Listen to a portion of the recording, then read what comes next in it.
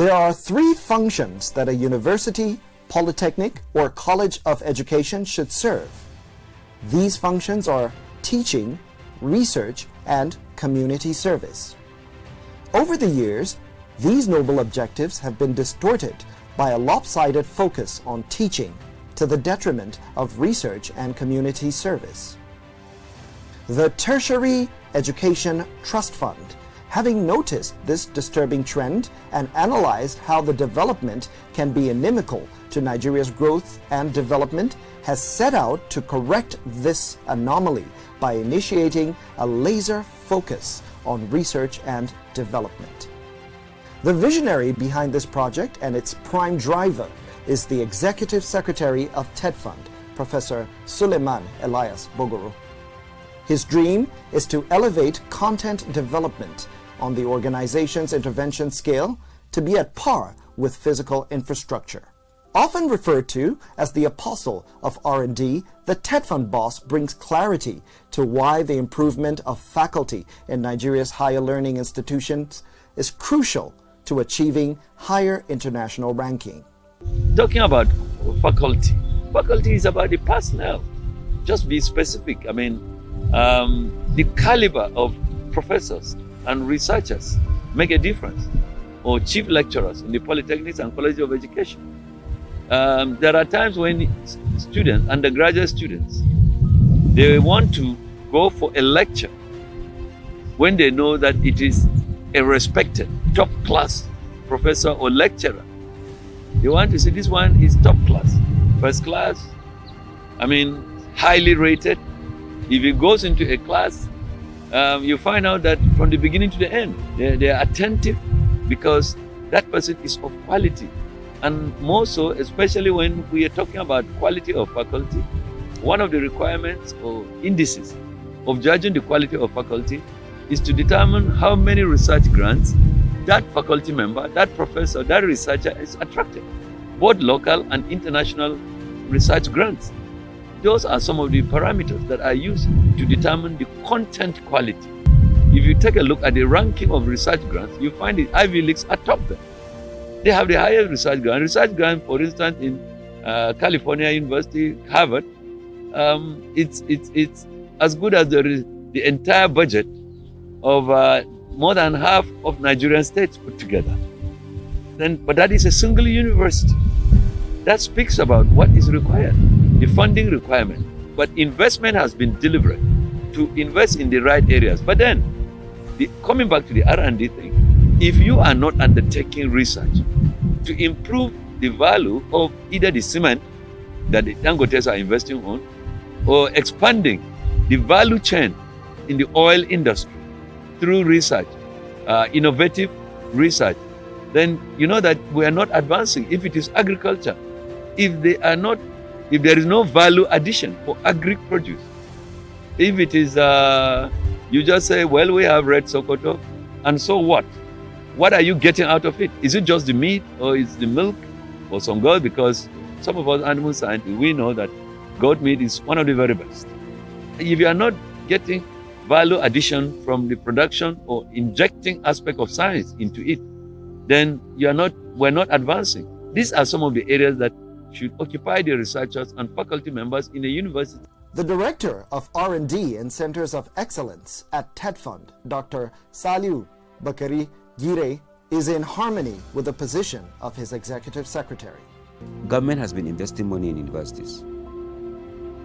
And universities are supposed to do three things: teaching, research, and community service. But they have been doing more of research. It was more of teaching than research. And you cannot carry out effective community service without research.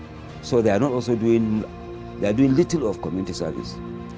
You have the industries in Nigeria that today they go out of this country, outside this country, to give money, for research, because they are not sure of the research product, the research outcome in Nigeria, because they have not been tested.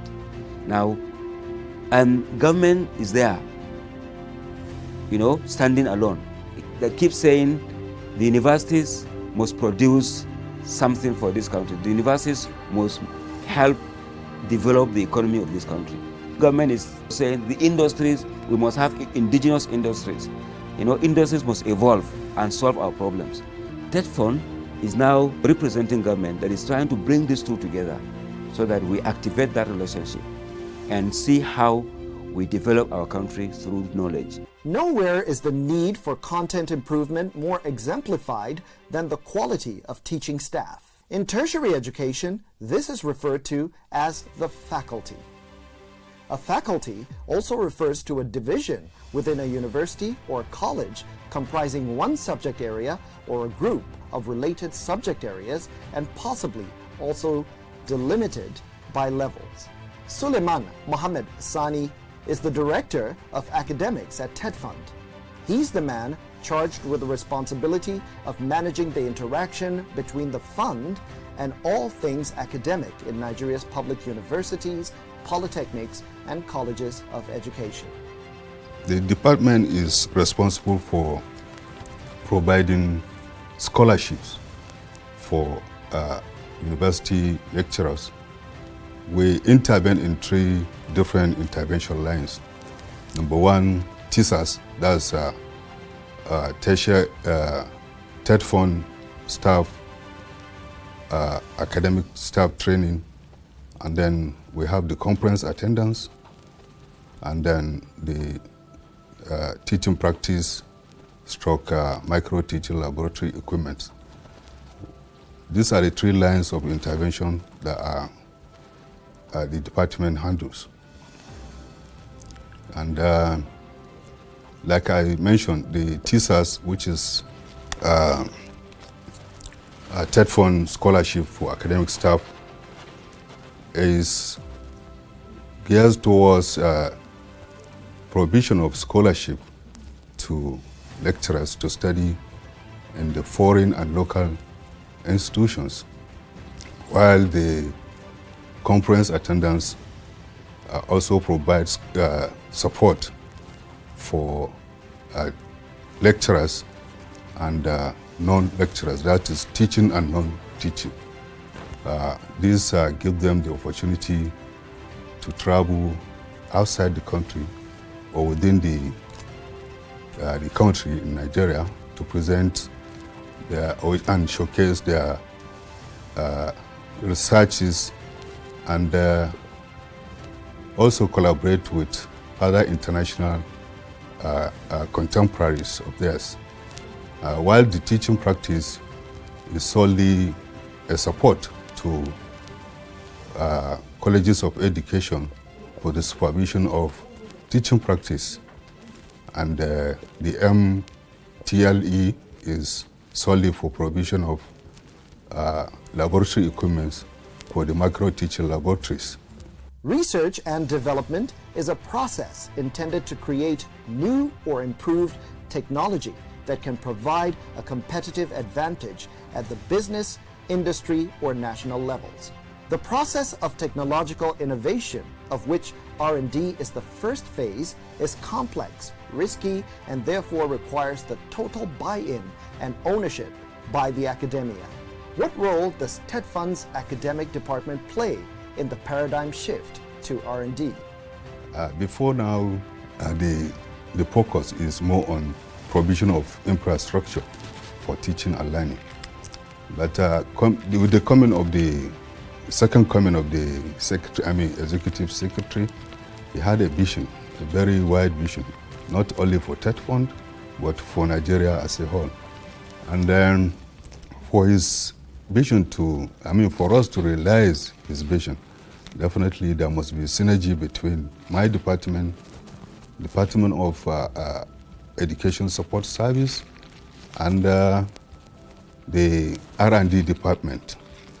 And our role, as I mentioned, is provision of support, scholarships, conference attendance for the university lecturers to showcase their research and collaborate with their contemporaries within and outside the country. Recently, I recall in trying to focus more on research, the Board of Trustees, through the executive secretary approved the introduction of postdoc fellowship, which is solely a program for the lecturers or the academicians to travel outside the country and then participate in the laboratory activities outside the country. And I can also recall that recently the executive secretary on behalf of the fund signed a memorandum of understanding with FARA. FARA is the Forum for Agricultural Research in Africa, which is an organization that deals specifically with agricultural research. And the essence of that is to allow and expose our young graduates, particularly those that have graduated freshly from the universities, to go outside the country and learn how to, conduct research, meaningful researches, and then come back to the country as entrepreneurs. And that also will help a lot, because in the 2020 budget, the federal government have approved the establishment of centers of excellence in the 6 geopolitical zones. This is a deliberate attempt to provide basic research facilities. And then these young graduates, when they are back in the country, will be using these centers and make production, agricultural production of consumable items that will go into Nigerian markets. And you can see a lot will come out of it. There will be employment, there will be also economic gain. The country will gain from it. And there will be a collaboration also between the academia and the private sector. And I believe the ES has gone far beyond just agitating. His intention is well known to the country, and that makes the academic environment to turn towards his vision. And they are key in now, and I believe in the next 5 to 10 years, we will see a great change in the country in terms of research and development. In today's information age, besides getting information, it's important to use that information effectively and create value. This context increases the value of innovation and leads to renewal of science technology that provides economical and social benefits. The goal of innovation is positive change, to make someone or something better. Innovation, leading to increased productivity, is the fundamental source of increasing wealth in the economy. Therefore, innovation is the most important factor for countries that guarantees employment, sustainable growth, social welfare, and improved quality of life. There is what we call human capital. Human capital development is critical because ES will continuously be telling you that yes, it is not the number of buildings in your university that will assist you to attain the global ranking when it comes to the university system. It's going to be the faculty. Who are the people that are teaching people? And you know the 3 pillars of the university, the teaching, the research, and the community service. Yes, we've concentrated on one for long. That is the teaching. But again, the question is that what are we teaching people in this country? Why is it that if you learn a subject in this country, you cannot make reference to your notebook when you are in your workplace in the same discipline? So that's something that we need to query. Dr. Sani sheds more light on the impact made so far. The impact, as I mentioned earlier, before my coming, there was not a significant impact, so to say. But when I came in, we tried to refocus the direction of the department, and I believe our intention is clearly known to our stakeholders. We were able to secure a lot of approvals to bring in innovations into the activities of the department. And people are beginning to understand that the intervention of TETFund cannot be sustainable without the contribution of all the stakeholders. And they are beginning to respond to our communications, and then a lot of difference have been achieved.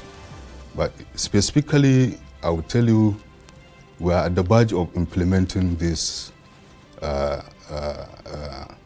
approvals and changes. And I believe in the next few months to come, the impact would clearly show. A prominent feature of the paradigm shift is Professor Bogoro's application of the triple helix model. This refers to constant interactions between academia, industry, and government to foster economic and social development. TETFund understands that knowledge generated by scientific and technological institutions are instruments of competitiveness that guarantee financial returns for business. The state is responsible for regulating these relations in order to promote and develop the interaction between entrepreneurship and innovative environments.